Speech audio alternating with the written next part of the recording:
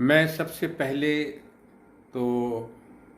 جناب نعمان ملک صاحب اور ان کی C-16 کی جو ٹیم ہے اس کا شکریہ ادا کرنا چاہتا ہوں کہ انہوں نے آج کی صورتحال کے بارے میں مجھ سے میرے خیالات کے حوالے سے موقع دیا کہ میں کچھ کہہ سکوں۔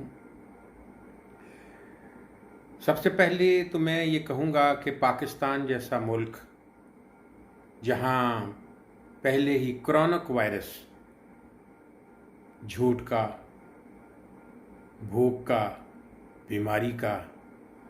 اور بے روزگاری کا بہت دیر سے چمٹا ہوا ہے، اور ہمارے کچھ طبقے اور ادارے بھی اسے مزید بڑھاوا دینے میں مصروف رہتے ہیں، وہاں کرونا وائرس کا وارد ہونا ایک نہایت ہی تکلیف دہ بات ہے، جس کی وجہ سے پاکستان کے غریب عوام کو اپنی زندگی کا خطرہ پیدا ہو گیا ہے۔ جیسا کہ اس سے بچاؤ کے لیے آپ دن رات تدابیر ٹی وی پر بھی سنتے ہیں، وہ تو اپنی جگہ، لیکن اس میں سے سبق یہ ملتا ہے کہ دنیا کی بہت بڑی قومیں یا امیر قومیں بھی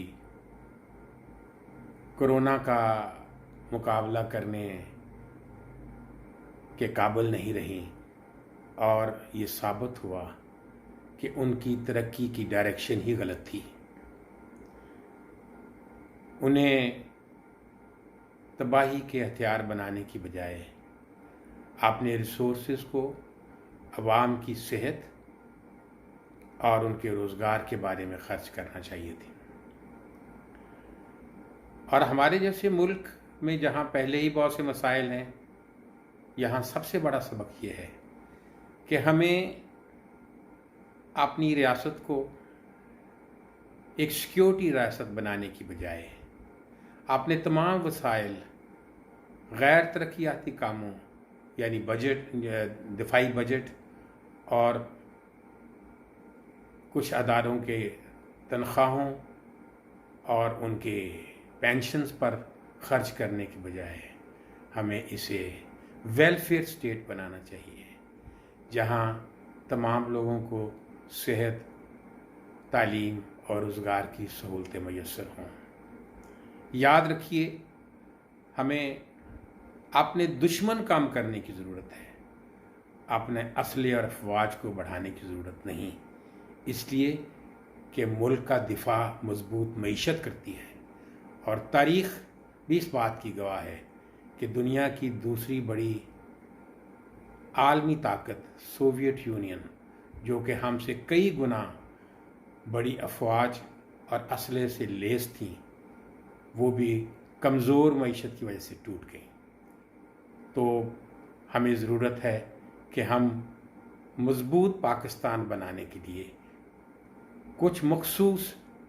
طبقوں اور اداروں کو مضبوط کرنے کی بجائے وفاق کو مضبوط کریں،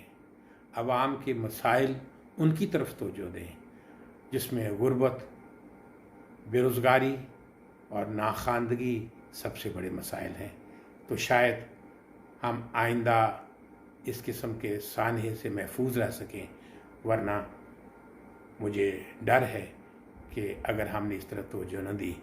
تو ہمارا بہت زیادہ نقصان ہوگا۔